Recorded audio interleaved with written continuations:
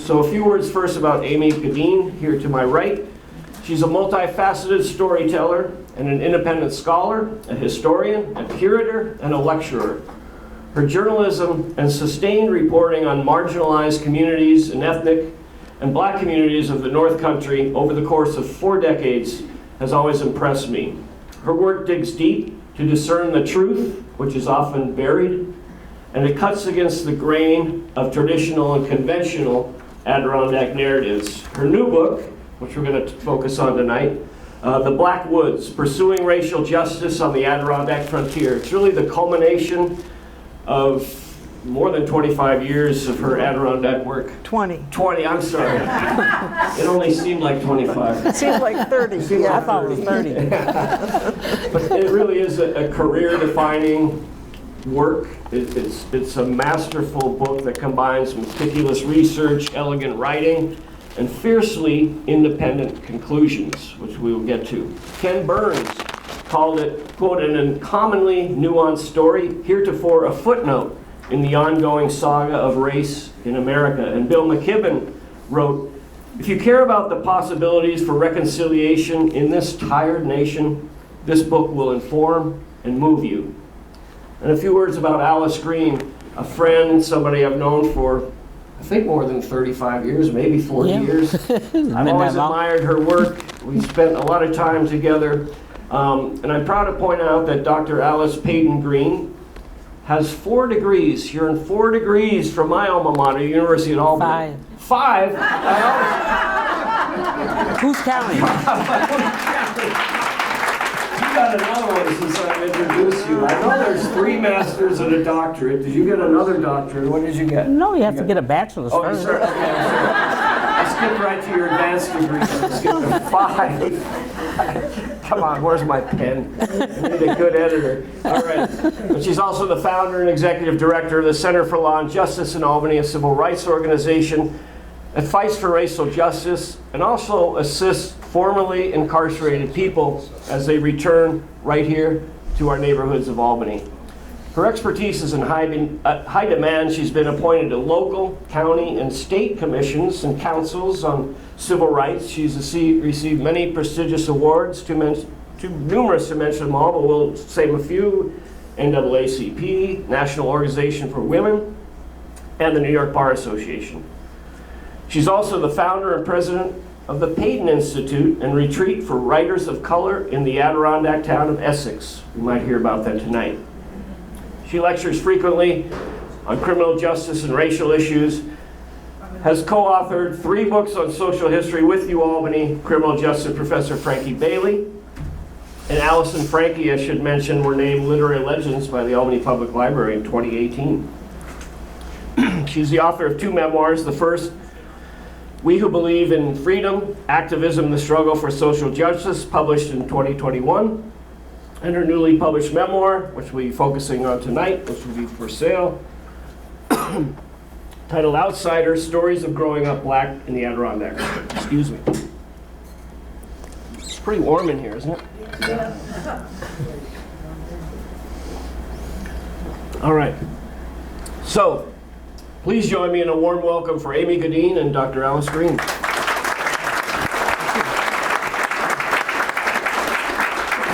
We talked it over and we decided they would each read a brief excerpt to kind of set up the book and the tone and provide a little context. So we'll start with Amy. Can you hear me now? Is this good? Get really close. Okay, I'll speak right into it.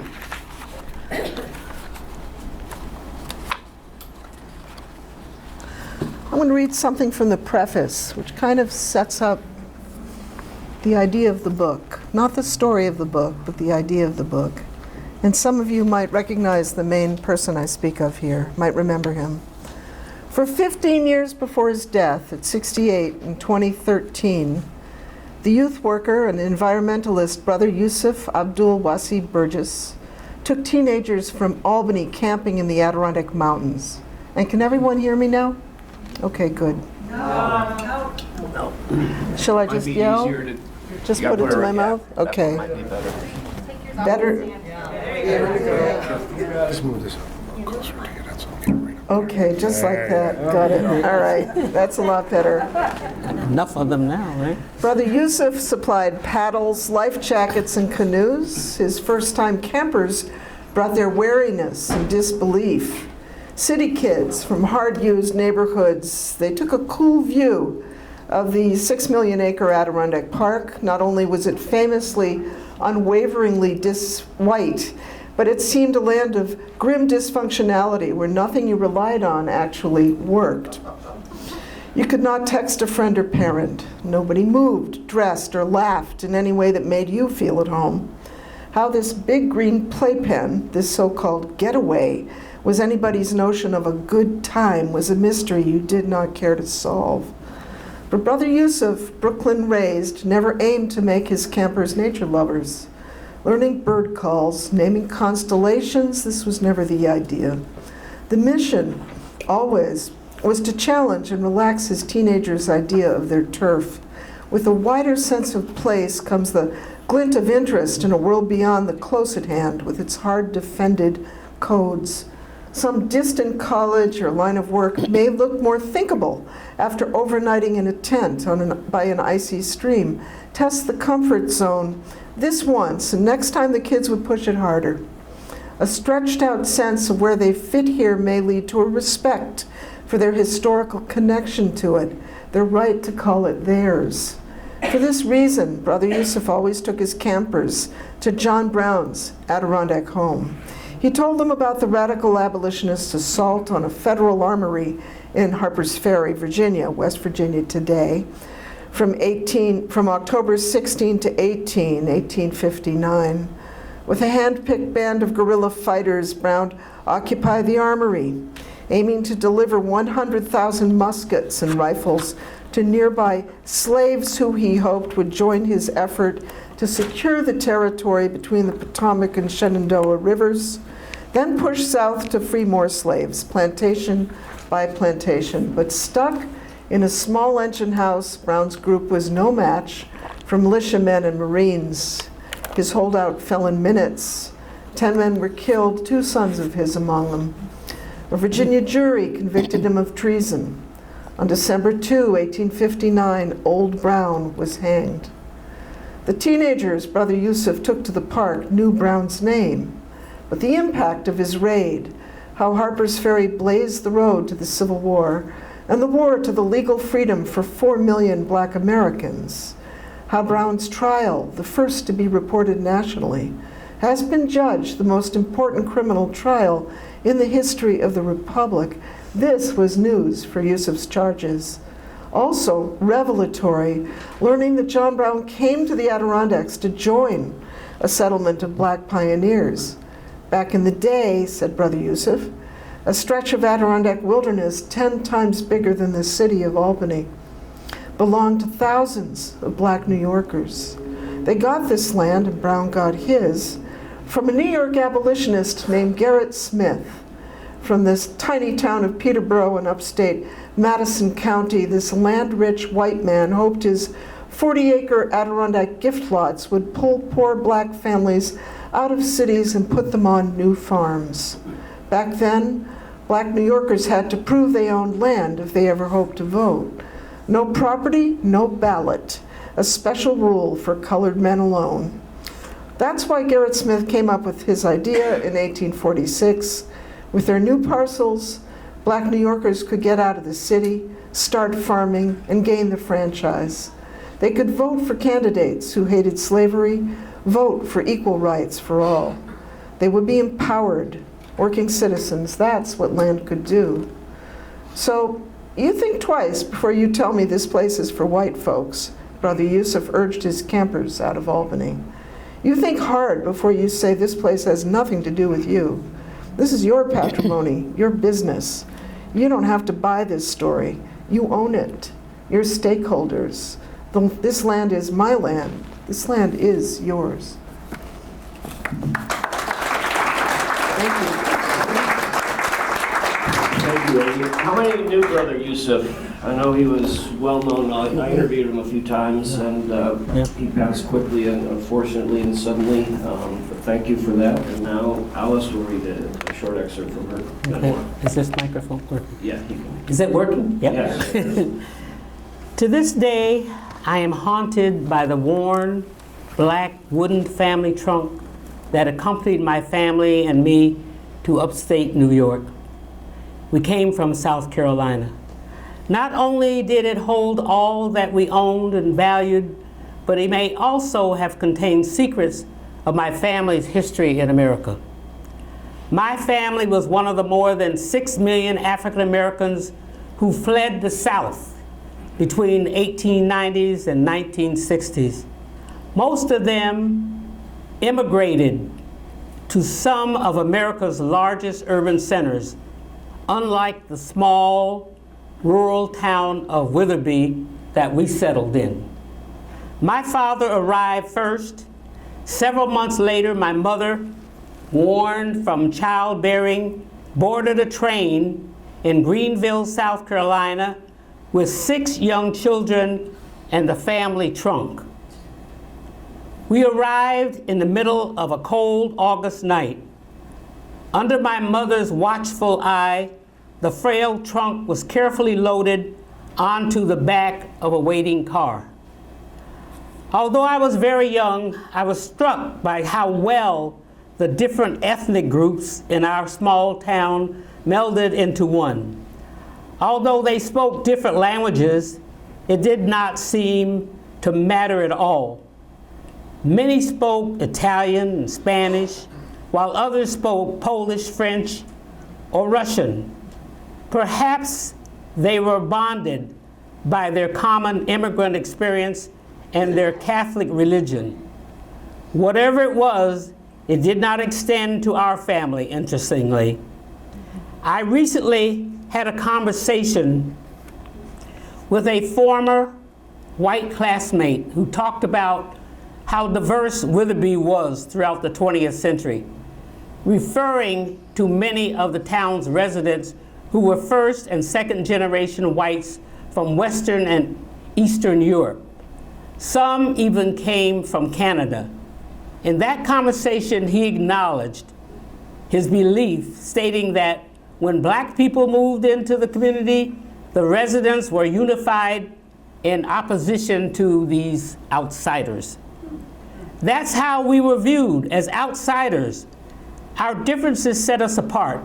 The early stares, taunts, and avoidance sent us a message of rejection.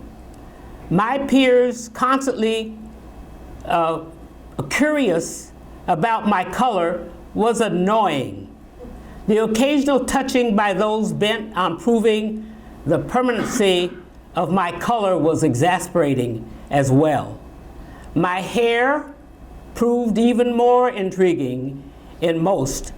Questions about my hair texture came at me from every direction, from kids and adults alike.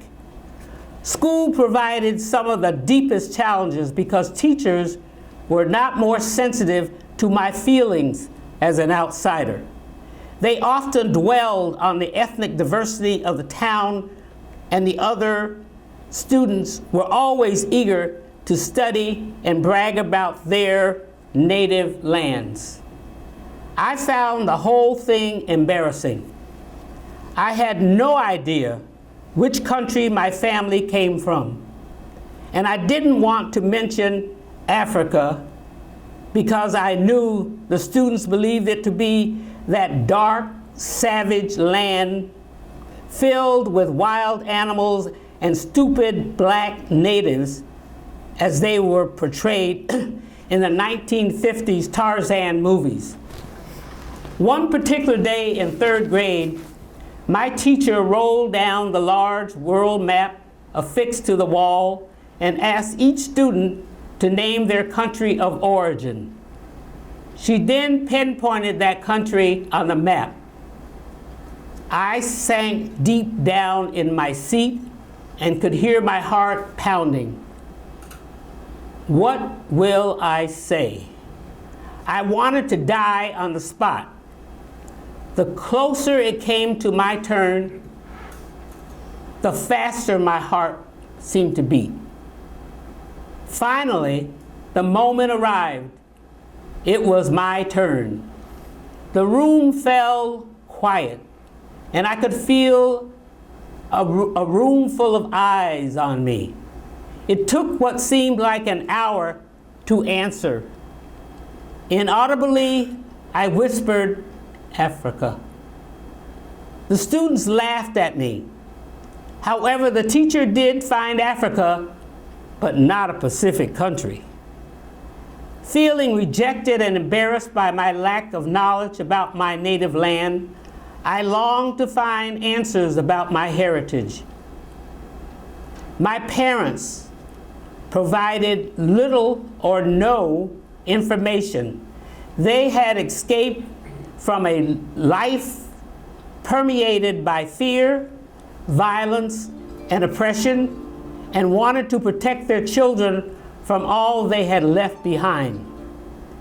I soon realized they had effectively cut me off not only from my birthplace, but my relatives and history. I felt suspended in space. I grew increasingly envious of the immigrants who surrounded me. They knew and celebrated their motherhood and their heritage. I wanted to share that experience. It became an obsession. I needed to know where I came from in Africa. I wanted to be proud of that land and its people. The frail family trunk that came north with us occupied a place of honor in our parents' bedroom, and it was by the door.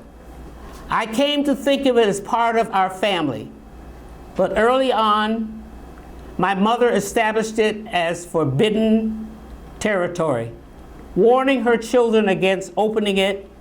It was her domain and hers alone. Over the years, I watched my mother as she opened and closed the trunk to recover and replace old letters, photographs, official documents, bills, handmade pillowcases sewn by my grandmother Alice, and even some jewelry. One of the trunk's most valuable holding was the family Bible. Mom used it to record and store all types of information and documents, including birth dates, birth and death certificates, social security numbers, appointments, addresses, and inoculation records. At some point, I started to wonder, what else does that trunk contain? I came to see it as my only link to the past. And that's what my chapter called The Trunk.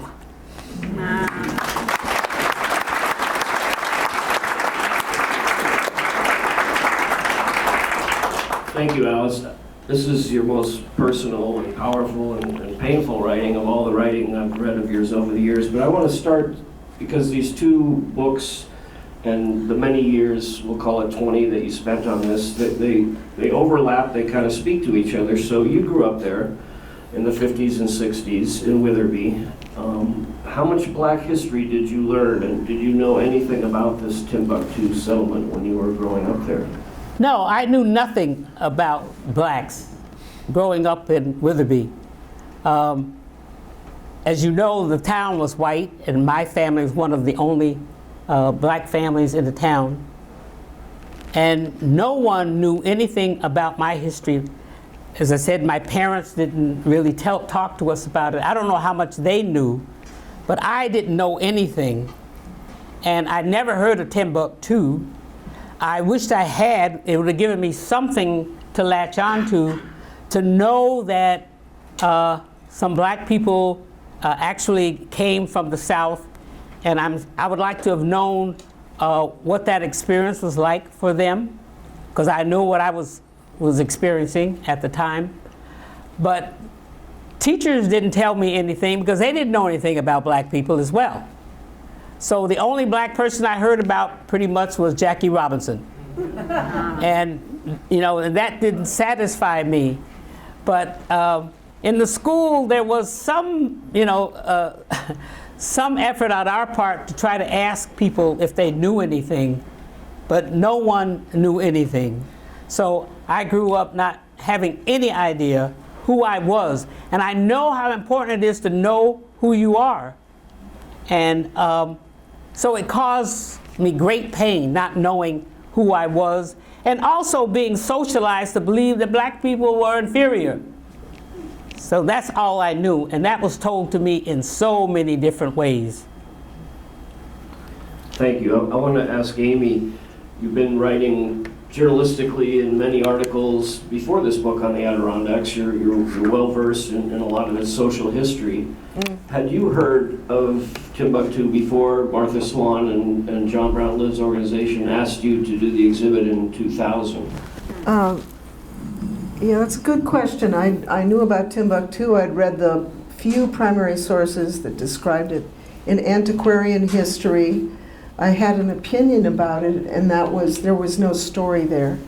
There was nothing that lasted. It was a bust. Everybody knew Timbuktu was a bust.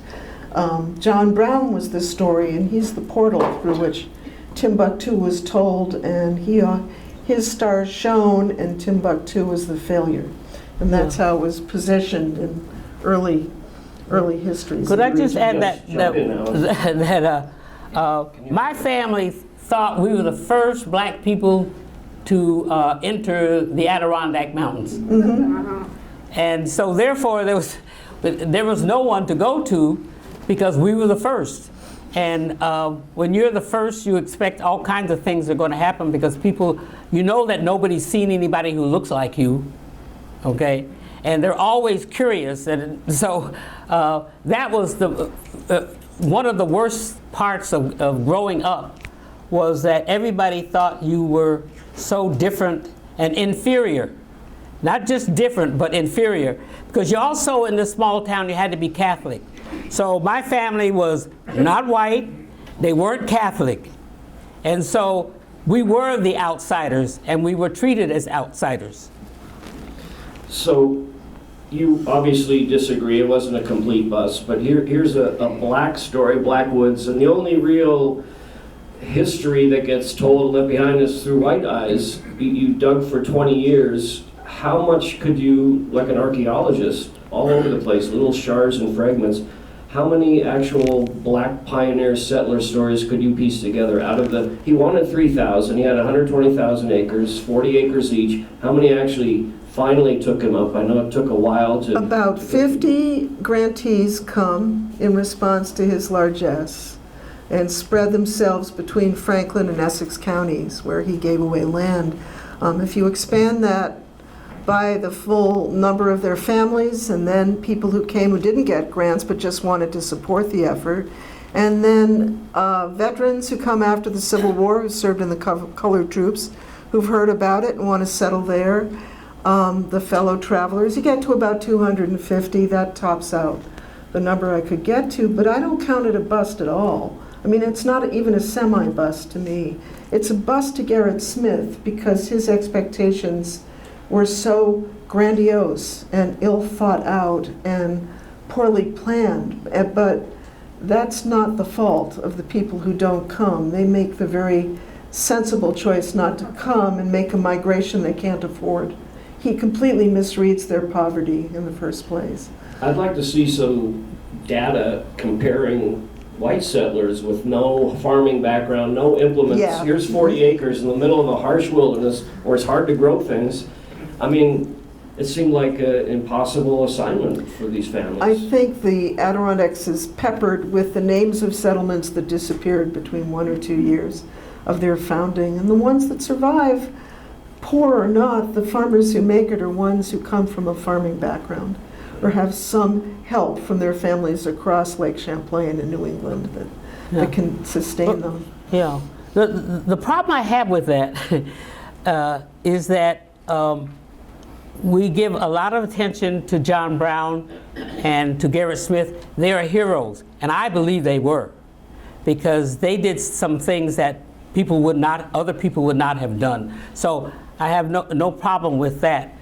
But what is missing for me is that I don't know we don't consider the blacks who migrated up there to get this land as heroes, which I do, because I know my own experience, but I want to know what they were thinking, how they were feeling, what did they experience in this terrible land that really didn't welcome them that much.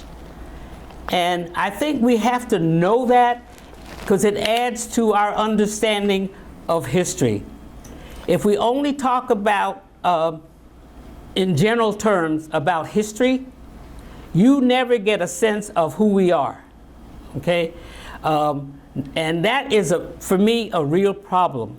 If you don't consider me a human being, and this is what is happening, you know, in the whole history of our country, going back from, you know, kidnapping and enslavement. We talk about those things that happened, but you don't think about me or those people as being real people who suffered, who were treated brutally, who experienced terrible things. So I often think about, you know, I know my own experience. What was it like for these people to come into this land? You did, I found a few concrete examples out of Troy, Reverend Garnett and the parishioners from Troy that he convinced about. Willis Hedges of New York City, you tell quite a story. Can you share a couple concrete examples? I think there are quite a few stories in the book that give, in the words of the grantees, their own experience of the frontier. I think it's in there. It's not in the beginning, which has to do with the mechanics of giving away the land, how Garrett Smith picks his agents and what they do to get people there. Once you get past that to the second section and you're on the land, then you're with the grantees and you're feeling their experience from their own feet up. So I think it's there. Yeah. There's Willis Hodges, who writes an autobiography that ends with his landing there. There's John Thomas, for whom Adirondack Brook was just named, who was a very successful farmer who writes a letter to Garrett Smith describing the course of his life. And he writes in his last few sentences, "I'm beginning to be regarded as an American citizen." That's how proud he is of what he's accomplished there. And there's Lyman Epps, the most famous settler, who writes to Frederick Douglass imploring him to encourage more people to come to the frontier, not to give up their land, and several others. So I don't think they're missing in action. Women are missing in action. Yeah, women. Women are missing, and children are missing, and right, all of that, all of those human things are missing. For me, it is, you know, because I don't know what it was like getting there. I don't know what it took. So that's why these people are, to me, are the greatest heroes in my life, because they did something that I think was so difficult, but I don't get a sense that many people know what that experience was like. I mean, there are some that we know, you know, were able to stay and succeed in some kind of way. But generally speaking, we don't know what that whole, you know, trip was like. We don't know what the Middle Passage was like. We don't know how people experienced enslavement and all of those things, not to any great extent. We just think about them as being a part of this movement or whatever. So, and I guess that just bothers me because it's left black people being viewed as less than human. And I think that's the biggest problem that we are encountering still today, is that you might see me, but you don't know how to feel what I'm feeling. I mean, you dug as deep as anyone, and there's even archaeological digs going on. They found very little. I think you have some beautiful language. You say all that's left is duff and moss. What happened to these settlements? Well, there's very little left. The material culture disappears. The log houses they disappear. Log cabins don't last, and the fences, the farm, you know, the barns, the outhouses all disappear. The pictures are few. They're of the settlers as old men when they're well off their land. No pictures of women, no pictures of children. But in the archival records is where you find the experience of people. It's where you see what they grew. You see how much land they had. You feel in the archival records, in the state archives, in the tax records, you hear white homesteaders testifying for their black neighbors' rights to hold on to their land, to prevent it from being claimed for unpaid taxes, and the knowledge of their black neighbors' land and what they've done to improve it is so granular and precise. You know these families know each other very well, because the black settlers testify on behalf of their white neighbors too. And this also happens after the Civil War, when the black veterans of the colored troops who are getting a raw deal from the pension office of the federal government have to appeal to their white neighbors for affidavits testifying to their injuries, how they were before the war, how things are for them after the war. And the detail is so sympathetic and so precise and so outraged that they're being denied pension justice. It's clear that here again there's a real intimacy between these families. So I do think the evidence is there that does document in a very local way, not in a regional way, but enclave to enclave, a hopeful way that suggests that when people are on the ground side by side and have no choice but to get along, they're compelled, because everybody is poor, to get along. There is some parity, there is some connection. But it takes research to do that. It does. And so we don't know how people actually feel. And I mean, you'd have to dig to get some of that from all the sources that you're talking about. I understand that. But I guess the point I'm trying to make is that we have not found a way to tell their story so that people can actually get a sense of their humanity. That's a novelist's job. I agree with you. Right. Yeah. or people telling their own stories. The only reason I did this was I wanted people to understand what I went through, how I felt, and because you don't get it from talking about, even in a general kind of way, the history. Okay, Witherbee, that little small town which nobody knows about, is up there, and there's some, a couple of white people, a couple of black people, but you don't get the story about what they had to go through and the pain and the horrible kinds of experiences. And I think people need to know that in this country, because you don't think of us as human beings, less than human.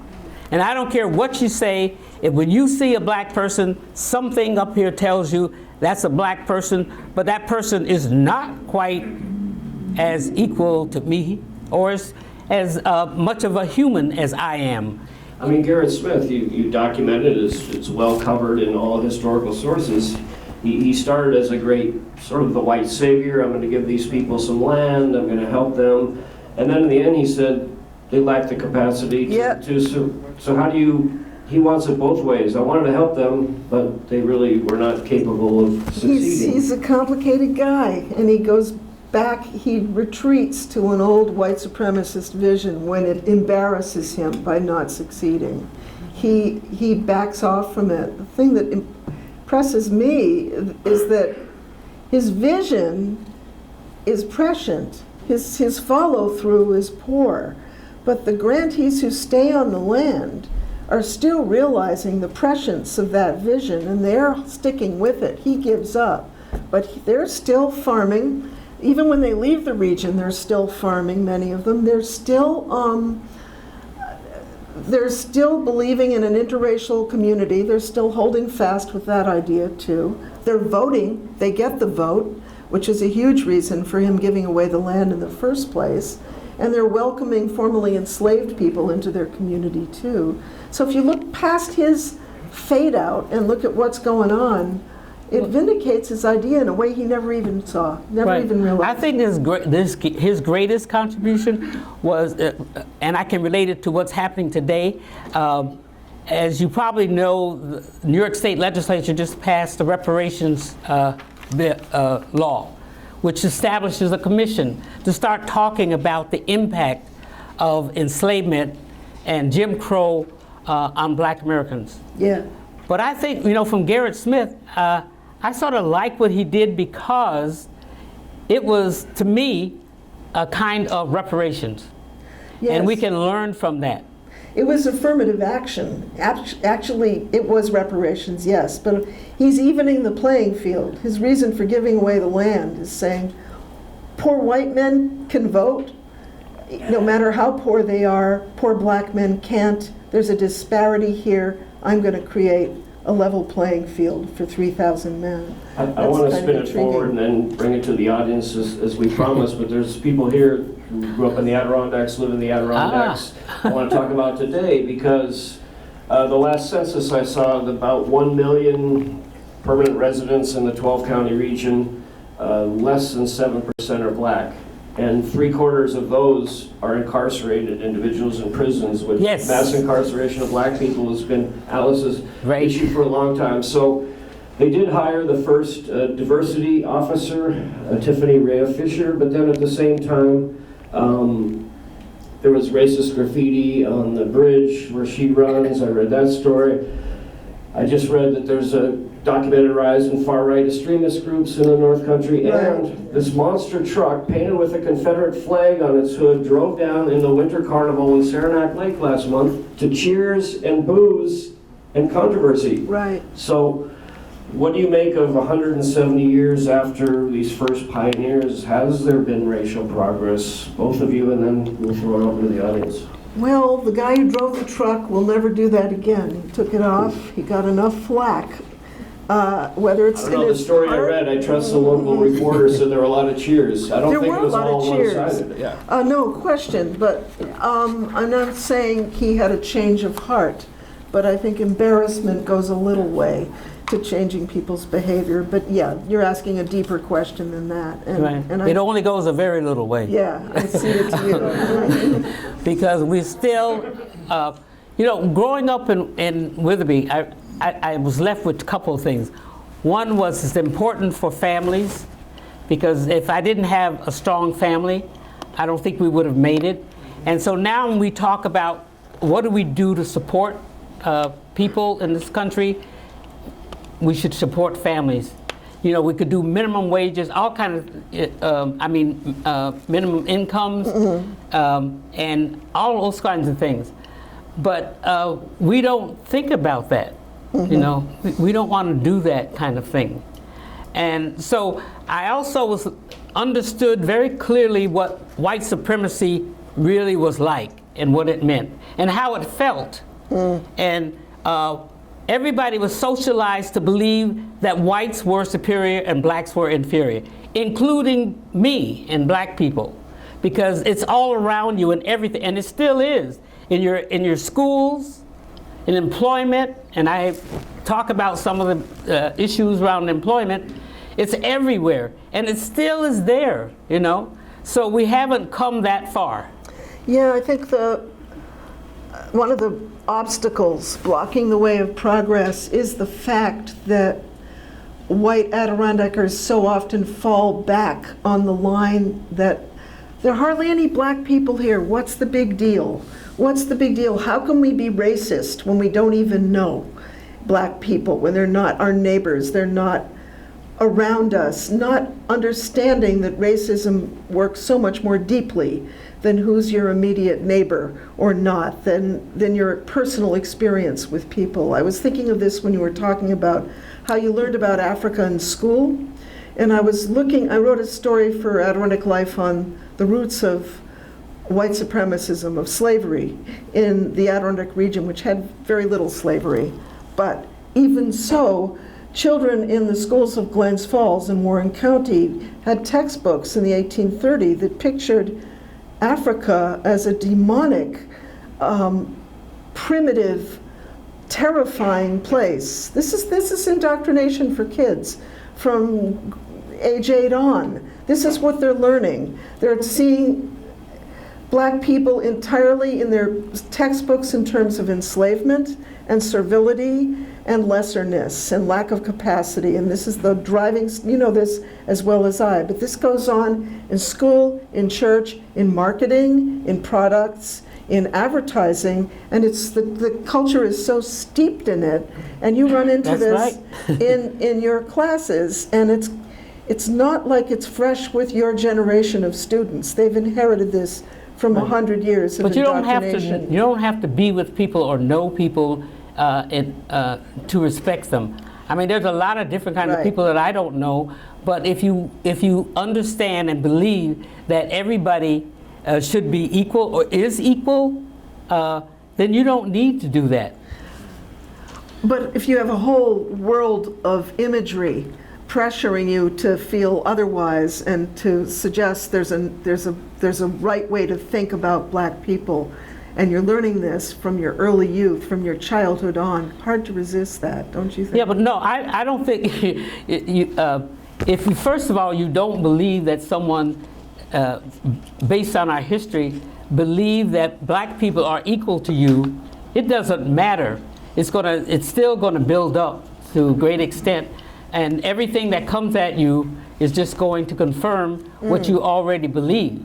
And what we have, the problem we have here is that we've dehumanized, as I said, dehumanized black people. So therefore you can talk about equity, inclusion, you know, all you want to. But if you don't believe that I'm equal to you, it doesn't make a whole lot of difference, okay? And that's where we're at.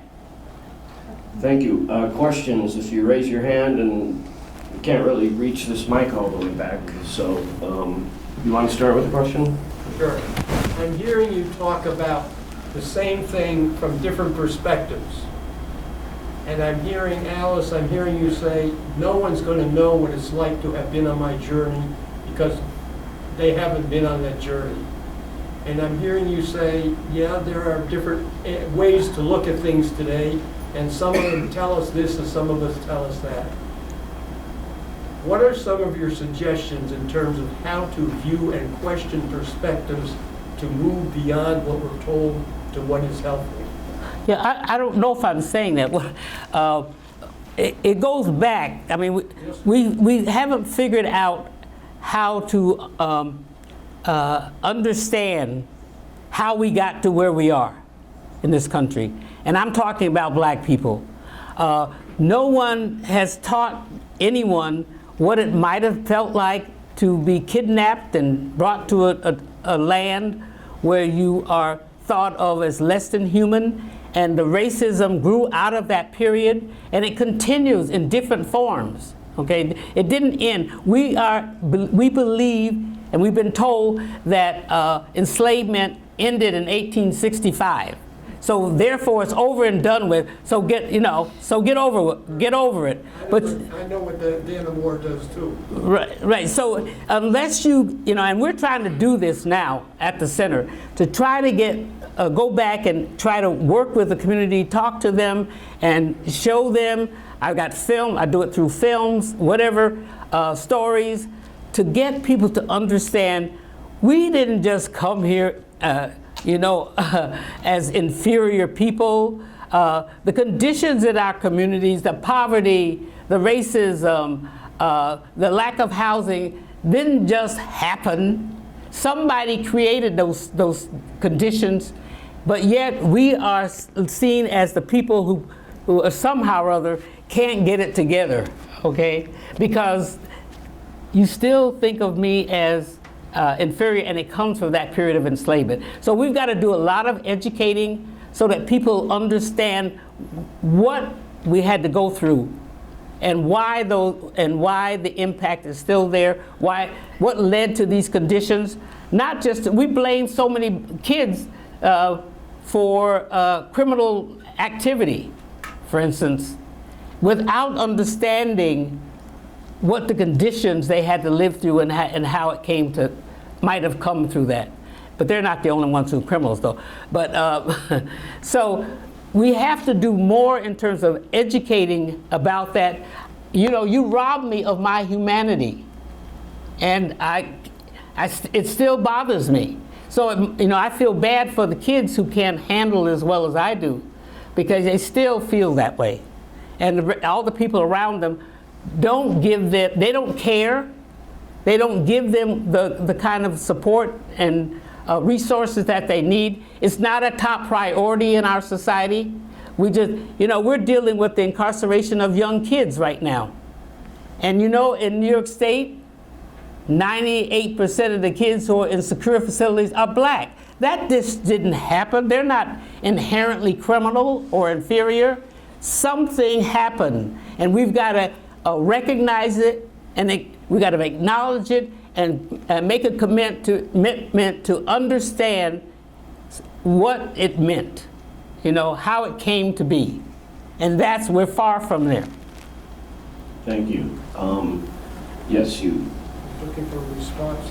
Oh, I'm sorry. Amy, do you want to add something to her next question? Well, no, let's go to the Okay. next question. Yeah.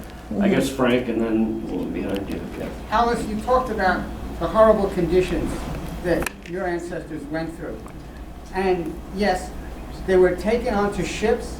A lot of them didn't survive That's the right. journey. And when they got here, they had to endure horrible conditions, which weeded out a lot of them. That tells me scientifically, those are superior people. The ones who survived all of that, those have got to be superior people. Not inferior, superior.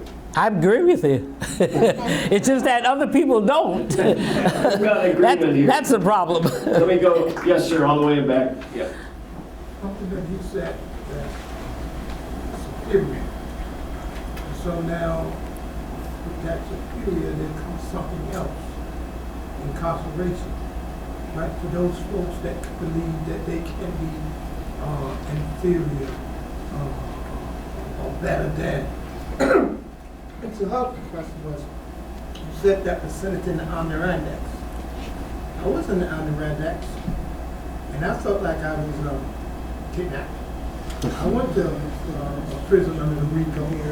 I felt that I was kidnapped. I did all of these things that was done in my neighborhood, right? And I thought that that was right to do. Then I seen down in the court system, ignorance, no excuse in the law. So now here comes the law going to teach me what I didn't know or what was I thought that was right. But when I went up there, they had me on their census, right? So I was on their census, so I was being counted as a resident. And I ain't never seen no public library. I never seen none of that stuff that would have been for me as a citizen.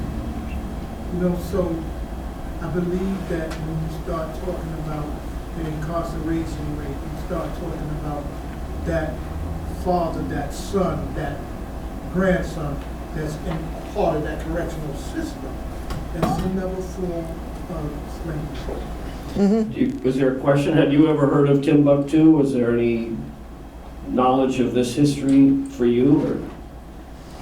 Well, yes, because I know Dr. Green. Okay. Oh, I can answer that. I taught at Great Meadow for a while, and I wanted to teach a course in Adirondack history, which would have included this story a lot, along with a lot of ethnic history. It would have been specifically on ethnic and black history in the Adirondacks. They wouldn't let me teach that course because it would have meant giving the inmates a map. And a map scared them. They didn't want anybody there to have a map, so I couldn't go anywhere with that. Imagine, and this year, in the last year, a friend of mine is a librarian at a correctional facility in Raybrook, a state facility, not the federal one, introduced the exhibit that I worked on about this story and had 12 inmates read this book, and then had a class. This is how things have changed, at least in that facility. And 40 men came to that class, and they were really interested in this story. It thrilled them to know they had a place in the history where they were living, which they couldn't see, didn't know, but outside, literally in the same town, this is Saranac Lake, were black reformers, black activists, and black farmers, some of whose families stayed there until this century. So that was a kind of education and a thrill that I think makes a difference. I just want to see more of it happening all over the Adirondacks, because this is, you talk about never knowing anything about this history when you were a kid. Neither did your white classmates know anything about it at all. It would have been so useful and will be, I think, very powerful and useful for educators to grapple with the meaning of an integrated Adirondacks when they look back at this thoroughly racialized region, which has been understood to be a white man's country for 200 years, 300 years. And I hope that this will, work a little bit of a change in that false impression, that misrepresentation. Except the only other thing about that is that incarceration is just an extension of enslavement, because they operate basically the same. Disproportionately black, controlled by white people. Their labor is stolen from them. They're permanently put in a caste system. So these nice things that happen a little bit here and there, which are great, I'm not downing them, but we've got to understand that enslavement, again, has been with us, but in different forms.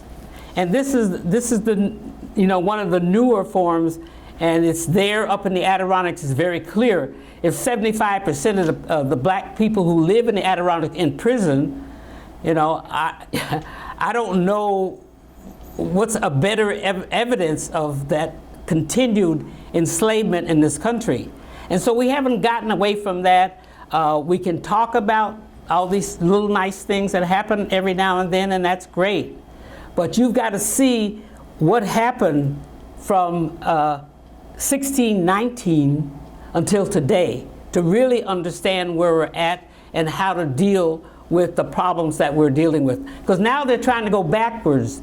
They don't want to teach history of enslavement in schools now. That is the scariest thing.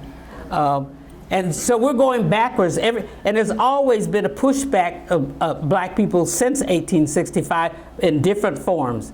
And until we realize that, we're not moving. A lot of the things aren't that positive.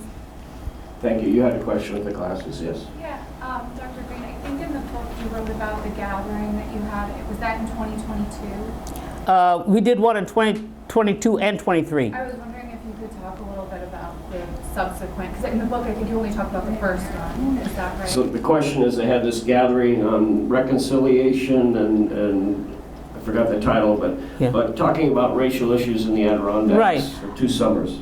Well, growing up there, I never knew how people felt about me. And as I said, it was difficult for me to write this book because it's very personal. I didn't trust white people, and so I stayed pretty much inside of me. And that was difficult. But while I was in school, it was okay to a great extent, because there were some teachers who were really helpful. Everybody wasn't, terrible or anything like that. Is that I was smart, and so they had to respect that. But it's when you walked out of that schoolhouse door that things were so different, okay?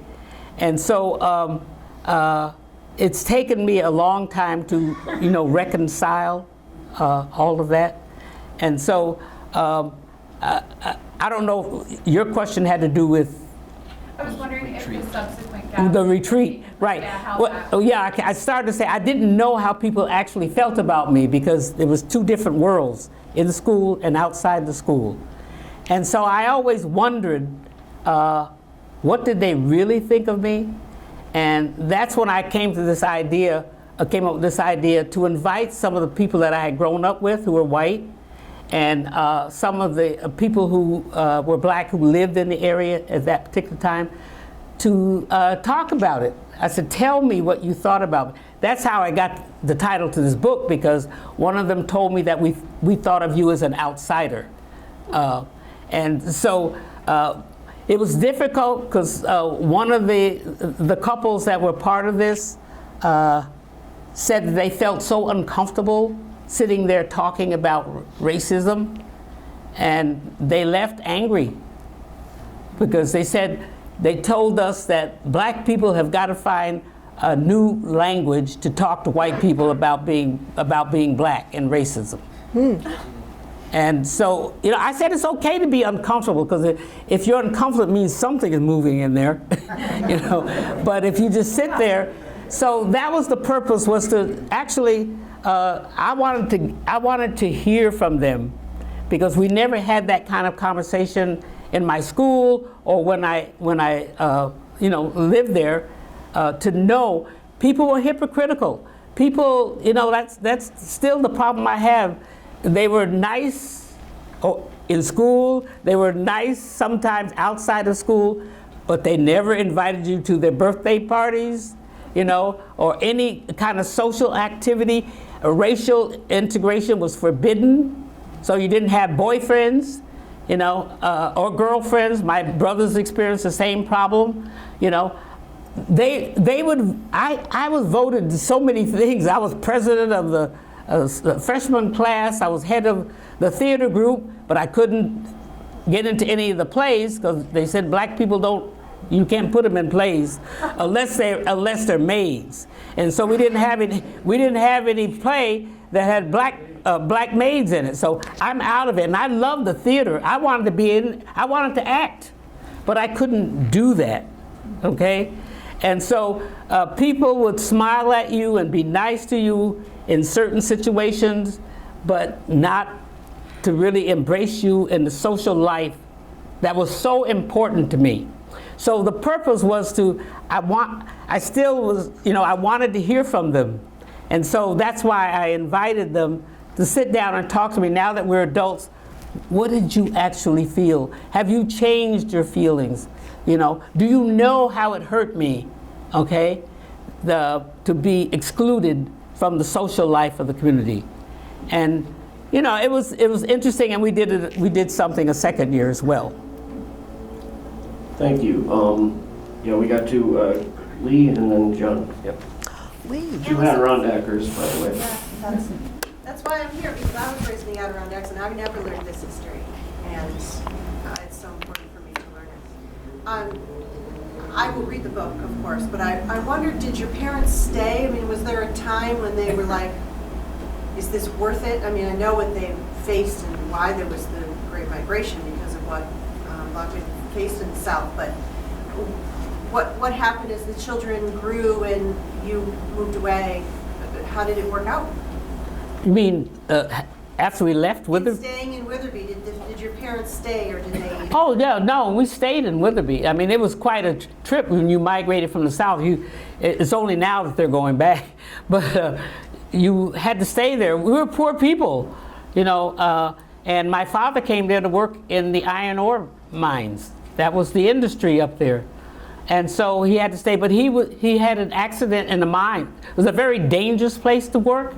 So he was crippled from working in the mine.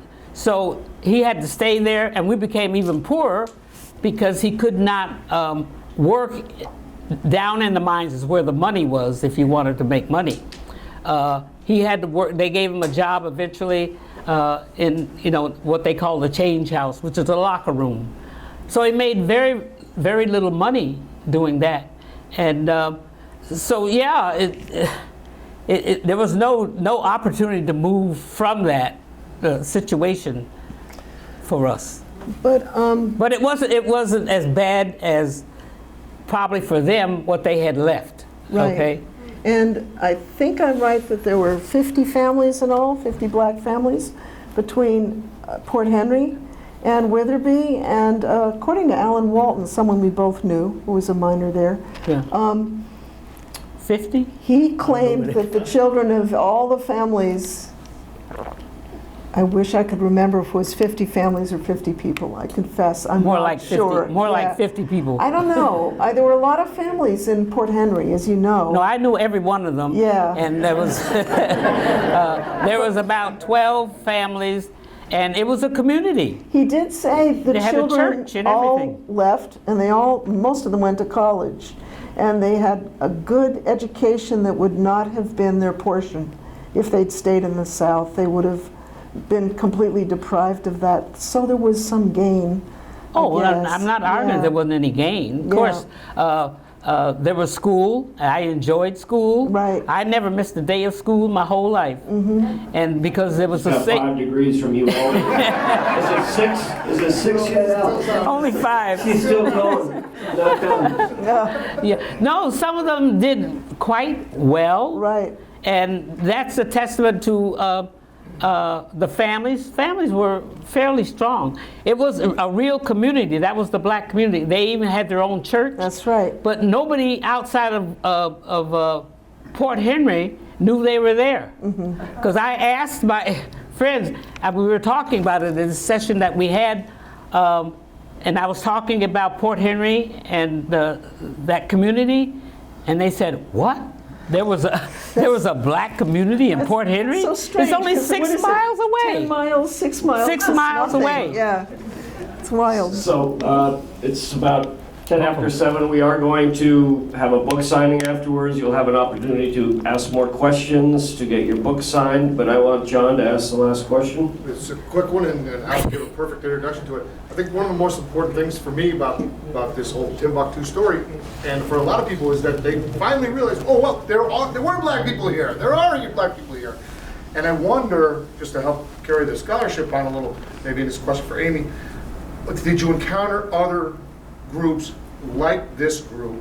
So I know, for example, in Washington County, there was a similar group, maybe not as organized, and I don't know if they were a big white benefactor, but they were, this community who were endeavoring to do the same thing in Washington County at the same time period before the Civil War. And also in Oneida County, there was also a group, and I wonder if you've encountered any others. Well, Saranac Lake had a big pop in its black population with the rise of the resort scene. A number of families moved up with white families to work for those white families. Some people came up to start their own independent boarding houses and places of entertainment for black people in Saranac Lake, not so much in Lake Placid. But this all falls away eventually as their children move to cities and find better opportunities, which is the Adirondack pattern for everybody, frankly. And I think what distinguished the Timbuktu effort, the Black Woods as I call it, is that it was an agrarian community that started with an expectation of racial justice, of voting, of suffrage rights, and so that politicized it and made it kind of a justice community from the very beginning. That was the singular thing. Could I just add one hopeful link here? I'm going to end on an up note. Okay. Didn't want to end up.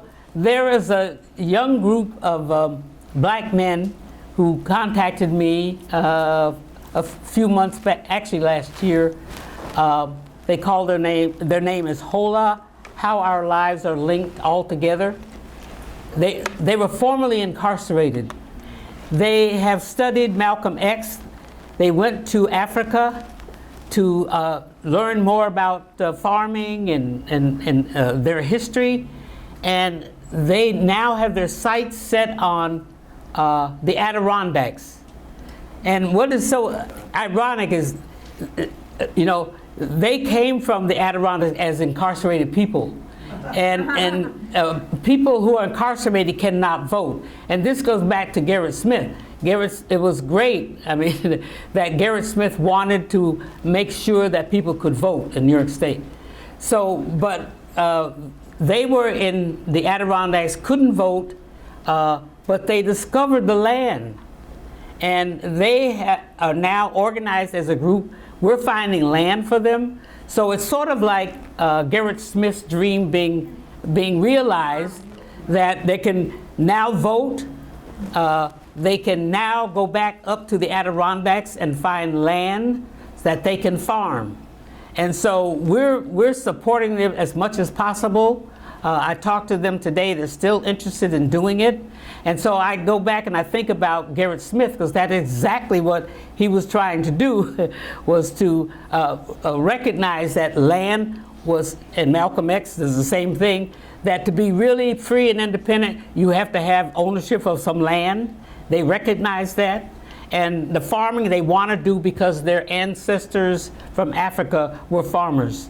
And so hopefully something's going to come of that. And I just have to say, in Kingston too, there's a group of black agrarians who bought a big parcel of land to develop it as farmland, which is a new and cool thing, new I want development. to thank again the Albany Public Library, but the audience, this is uncomfortable. Talking about race is very uncomfortable. It is. And this was very respectful, very well done. And my last question, I'm hoping, does the black trunk survive? That's beautiful. You know what? Have the black trunk. Does anyone in the I thought somebody would ask me that because the black, I sort of left it hanging in case of some.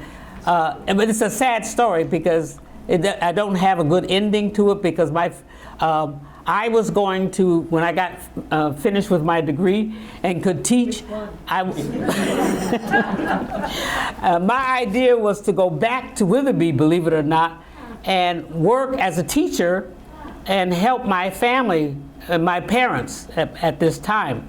The school discriminated against me. They would not allow me to work at the school. And so I could not stay there, at that particular time. But unfortunately, as time went on, my parents died 11 weeks apart. And the whole experience was so painful for me that when I left Witherbee, I didn't want to have anything to do with the house that we lived in. And so it sort of was there for like a year. Then finally, I got convinced that I had to go back. But by that time, everything was gone. And that's the thing that hurts me the most, is that I never got to totally explore that trunk. Because I knew it had some valuable stuff in it, especially the Bible, because my mother wrote everything in it. And so that is for me, that was the worst thing that could have happened. And so I talk about the trunk, but I don't I'm talk sorry, about yes, I tried to bring it up, but Brother Yusuf, how we started, we'll go back to that hopefulness. He was an amazing leader and teacher, but let's have a big round of applause for Amy Godine and Alice Green. Alice, thank you, please.